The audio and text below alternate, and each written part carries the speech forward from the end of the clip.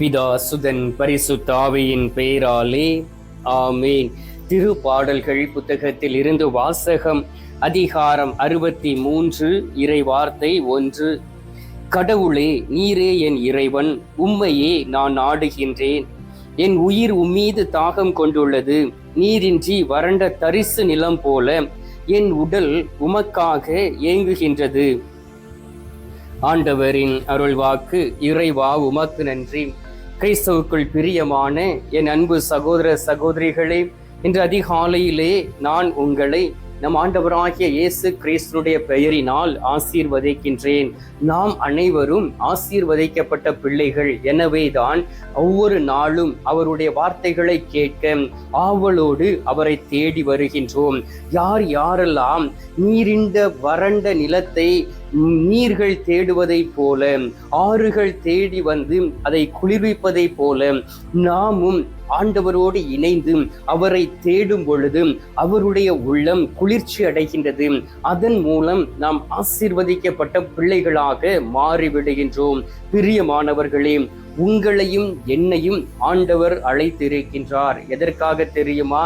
அவருடைய பணியை செய்வதற்காக, அவருடைய அரசாட்சியை கட்டி எழுப்புவதற்காக அவர் அழைத்திருக்கின்றார். எனவே இந்த நேரத்திலே அவர் உங்களையும் என்னையும் பார்த்து சொல்லுகின்றார், நீங்கள் எந்த சூழ்நிலையிலும் குறைவுபட்டு போவது இல்லை என்று வாக்கு கொடுக்கின்றார்.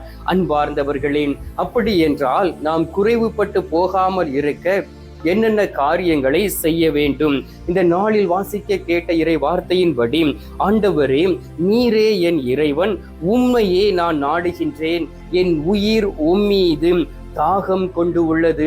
நமது உடலும் நம்முடைய உயிரும் நம்முடைய ஆத்துமாவும் ஆண்டவர் மீது தாகம் கொண்டு இருக்கிறது என்றால் நாம் இந்த உலகத்திலே ஆசீர்வதிக்கப்பட்ட பிள்ளைகளாக வாழ்ந்திருக்க முடியும். மறு உலகத்திலும் எளிதாக கடந்து செல்ல முடியும்.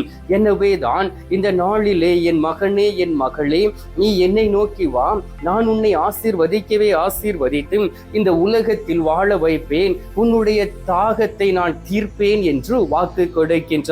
அன்பார்ந்தவர்களே, ஆண்டவருடைய ஆசீர்வாதம் என்பது இந்த உலகபூர்வமான ஆசீர்வாதம் மட்டுமல்ல. அநேக பேர் இந்த உலகபூர்வமான ஆசீர்வாதத்தோடு நின்று போய் விடுகிறார்கள். மறு உலகத்தின் ஆசீர்வாதத்தை தேட அவர்களால் முடிவது இல்லை. ஏன் தெரியுமா? அவர்கள் இந்த உலகத்தில் நாடும் பொழுது தன்னுடைய தேவைக்காக மட்டுமே கடவுளை தேடுகிறவர்களாக இருக்கிறார்கள். அநேக குடும்பங்களை நான் பார்த்திருக்கின்றேன். பிள்ளைகளுக்கு திருமணம் நடக்கவில்லை என்றால் அவர்கள் தினமும் கோயிலில் போய் ஜெபிப்பார்கள். ஒரு குழந்தை பாக்கியம் வேண்டுமே என்றால் தினமும் போய் நற்கருணை நாதரை பெற்றுக் கொள்வார்கள். குடும்பத்தில் ஏதாவது பிரச்சனைகள் இருக்கிறது என்றால் அவர்கள் கோயிலுக்கு கடந்து செல்வார்கள், ஜெபமாலையை சொல்லுவார்கள். அதன் பிறகு அந்த ஆசீர்வாதத்தை பெற்ற பிறகு அவர்கள் செல்வது இல்லை, கடவுளை தேடுவது இல்லை. அவர்களுக்கு ஜெபமாலை சொல்ல நேரம் இருக்காது, இறை வார்த்தையை பேசுவதற்கு நேரம் இருக்காது, பிள்ளைகளுக்கு இயேசுவை பற்றி சொல்ல நேரம் இருக்காது. பிள்ளைகளை ஞாயிற்றுக்கிழமை அந்த சண்டே கிளாஸுக்கு அனுப்ப அவர்களுக்கு நேரம் இருக்காது. இப்படிப்பட்டோடைய வாழ்க்கை கேள்விக்குறியாக மாறி போகும். நீங்கள் ஆண்டோடைய கரத்திலிருந்து ஆசீர்வாதத்தை பெற்றிருக்கலாம். உங்களை இந்த ஆண்டவர் இந்த நாளிலே அழைக்கின்றார்.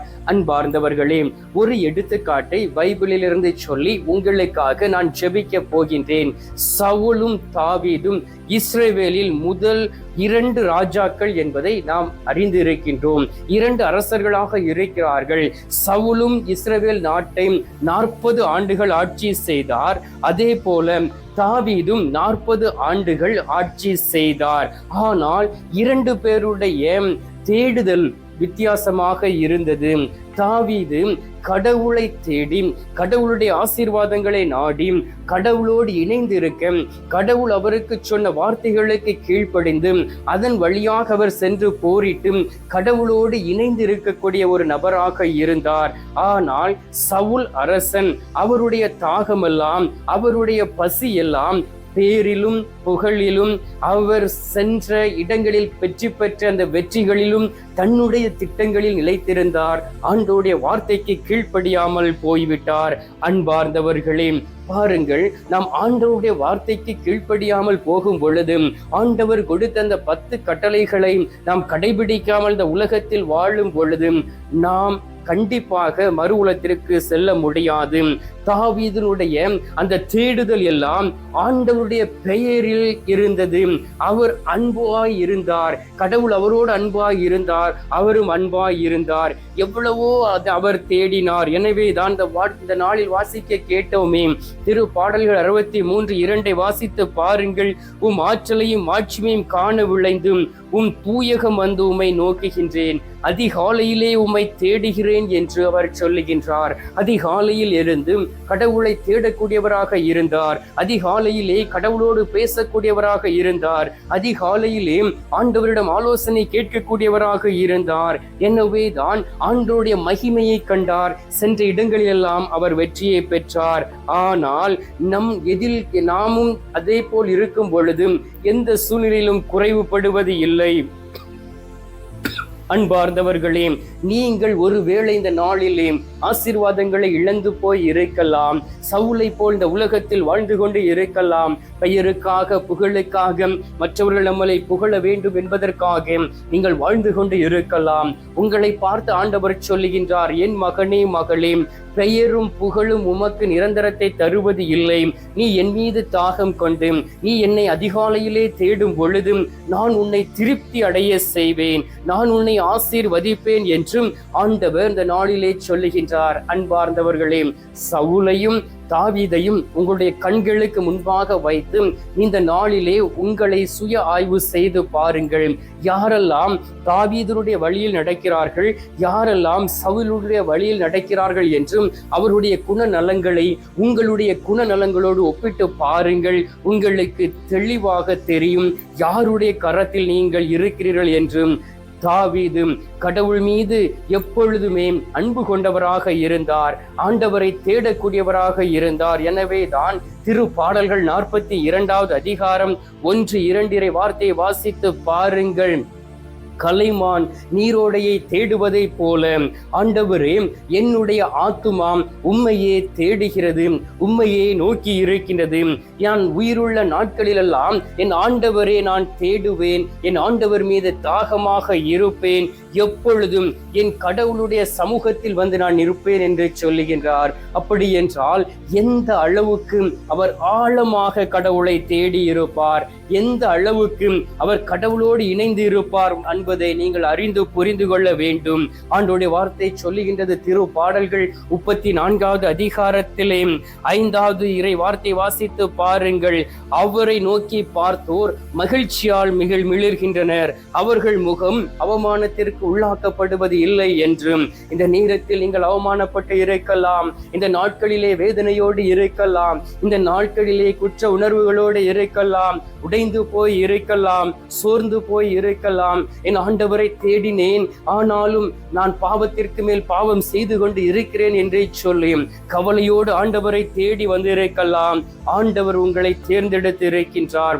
ஆண்டவரை தேடி பக்தியோடு நீங்கள் வரும் பொழுதும் அவருடைய பிரசன்னத்தை உணர்ந்து கொள்வீர்கள். அவருடைய சமூகத்திற்காக நீங்கள் வாஞ்சையோடு தேடும் பொழுதும் நீங்கள் அவரை கண்டுகொள்வீர்கள். அவர் தன்னை உங்களுக்கு வெளிப்படுத்துவார். அவரை சிக்கன பிடித்துக் கொள்ளுங்கள். அவர் இந்த உலகத்தில் உங்களை நிறைவாக ஆசீர்வதிப்பார். சகல ஆசீர்வாதங்களினாலும் உங்களை நிரப்பி பலப்படுத்துவார். அன்பார்ந்தவர்களே, ஆண்டவர் பெரியவரும் உன்னதருமாக இருக்கின்றார். வாசித்து பாருங்கள். திரு பாடல்கள் 4வது அதிகாரம் 3வது இறை வார்த்தையிலே ஆண்டவர் பக்தி உள்ளவர்களுக்கு தன்னை வெளிப்படுத்துகின்றார். ஆண்டவரை அறிவுகிறவர்களை அவர்கள் ஆண்டவரை நோக்கி கூப்பிடுவார்கள். அப்பொழுது ஆண்டவர் அவர்களுக்கு பதில் கொடுக்கக்கூடியவராக இருக்கின்றார். யாரெல்லாம் ஆண்டவரை நோக்கி கூப்பிடுகிறார்களோ அவர்களுக்கு தன்னை வெளிப்படுத்துகின்றார். அன்பார்ந்தவர்களே, நீங்கள் எதிலும் குறைவுபட மாட்டீர்கள். கடவுளை தேடும் பொழுது கடவுளை முதலில் உங்களுடைய சொந்த தகப்பனாக ஏற்றுக்கொண்டு அவரோடு முகமுகமாக பேச நீங்கள் உங்களை பழக்கிக் கொள்ளுங்கள். ஆண்டவர் உங்களுக்கு எல்லாவற்றையும் கூட்டி கொடுப்பார். எதிலும் நீங்கள் குறைவுபட மாட்டீர்கள். எனவே நம்மையும் நம்முடைய குடும்பத்தையும் நம்மோடு சார்ந்து இருக்கிறவர்களையும் ஆண்டவருடைய பாதத்தில் ஒப்புக் கொடுத்து இந்த அருமையான நேரத்திலே நாம் மன்றாடுவோம். எங்கள் பரலோக தந்தையே, இயேசு கிறிஸ்துவே, தூயனல் ஆவியே, தகப்பனே, இந்த அருமையான காலை பொழுதிற்காக உமக்கு நன்றி சொல்லி உமை துதிக்கிறோம் அப்பா. தகப்பனே, ஒவ்வொரு நாளையும் நீர் எங்களுக்கு கொடுத்து அந்த நாளுக்குண்ட வார்த்தைகளை நாள் எங்களோடு பேசுகின்றீர். உமது வார்த்தைகளை கேட்கும் பொழுதும் எங்களுடைய உள்ளத்தில் பூரிப்பு அடைகிறோம் அப்பா. ஆனால் இந்த உலகத்திற்கு பின்பாக சென்று வாழ ஆரம்பிக்கும் பொழுதும் எங்களுக்குள் இருக்கக்கூடிய அந்த மகிழ்ச்சியும் பூரிப்பும் மறைந்து போய்விடுகின்றது.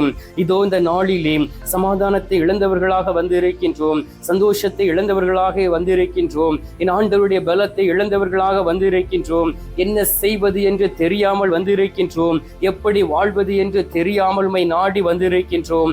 ஆண்டவராகிய இயேசு கிறிஸ்துவே, நீர் எங்களை நிறைவாக ஆசீர்வதிப்பீராக. நீர் எங்களோடு கூட இருக்கவும், நீர் எங்களோடு கூட இருந்து செயலாற்றும் பொழுது என் ஆண்டவருடைய திட்டம் என்ன என்பதை அறிந்து கொள்ளக்கூடிய இந்த பாக்கியத்தையும் தருகின்றீர். ஆண்டவரே, பக்தி உள்ளவர்களுக்கு உம்மை வெளிப்படுத்துகின்றீர், அவர்கள் உம்மை தெரிந்து கொள்கிறார்கள். ஆண்டவரே, உம்மை நோக்கி அவர்கள் கூப்பிடும் பொழுது நீர் அவர்களுடைய குரலுக்கு செவி கொடுக்கின்றீர். ஆண்டவரே, இந்த நாளில் வாக்கு கொடுத்தீரே, நீங்கள் எதிலும் குறைவுபட்டு போக மாட்டீர்கள் என்று. இந்த நாளிலும் தாவீதை போல உம்மை தேடக்கூடிய பிள்ளைகளாக இருக்கவும், ஆண்டவரே, தாவீது சென்ற இடங்களிலெல்லாம் வெற்றி பெற்றதை போல இந்த உலக வாழ்க்கையிலே வெற்றி பெற்று அதன் வழியாக என் ஆண்டவரை மகிமைப்படுத்தக்கூடியவர்களாக மாறிவிட வேண்டுமாய்மை நோக்கி ஜெபிக்கிறேன் அப்பா. என்னோடு இணைந்து ஜெபிக்கக்கூடிய ஒவ்வொருவரையும் உமது திருப்பெயரினால் ஆசீர்வதிக்கின்றேன். அந்த ஆசீர்வாதத்தோடு இந்த நாளிலே அவர்கள் உமக்கு பிரியமாக இருக்கக்கூடிய பாக்கியத்தை கொடுப்பீராக. ஆண்டவரே, இந்த நேரத்திலே நீர் எங்களுடைய ஜெபத்தை கேட்டிருப்பதற்காக உமக்கு நன்றி. ஜெபத்தை கேட்டு பதில் தந்திருப்பதற்காக உமக்கு ஸ்தோத்திரம், ஸ்தோத்திரம், ஸ்தோத்திரம். மீட்பெரும் இரட்சகருமான இயேசுவின் திருக்கரத்தில் ஒப்பு கொடுத்து எங்கள் பாதுகாவலராம் புனித சுசையப்பர் வழியாக ஜெபிக்கின்றோம். அன்பு தந்தையே, ஆமீன். பரலோகத்தில் இருக்கிற எங்கள் பிதாவே, உம்முடைய நாமம் அர்ச்சிக்கப்படுவதாக, உமது ராஜ்யம் அருக, உமது சித்தம் பரலோகத்தில் செய்யப்படுவது போல பூலோகத்திலும் செய்யப்படுவதாக.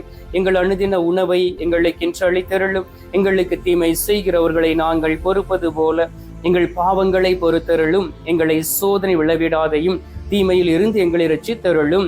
ஆமேன். அருள் இறைந்த மரியே வாழ்க, கர்த்தர் உடனே, பெண்களுக்குள் ஆசீர்வதிக்கப்பட்டவள் நீரே, உம்முடைய திருவயிற்றின் கனியாகிய இயேசுவும் ஆசீர்வதிக்கப்பட்டவரே. அச்சிஷ்ட மரியே, சர்வேசுடைய மாதாவே, பாவிகளா இருக்கிற எங்களுக்காக இப்பொழுதும் எங்கள் மரண நேரத்திலும் வேண்டிக் கொள்ளும். ஆமீன். பிதாவுக்கும் சுதனுக்கும் பரிசுத்த ஆவிக்கும் மகிமை உண்டாவதாக. ஆதியில் இருந்தது போல இப்பொழுதும் எப்பொழுதும் என்றென்றும் இருப்பதாக. ஆமீன். அன்பார்ந்தவர்களே, நற்கருணை நாதர் தரும் ஆசீர்வாதத்தை பெற்றுக்கொள்வோம்.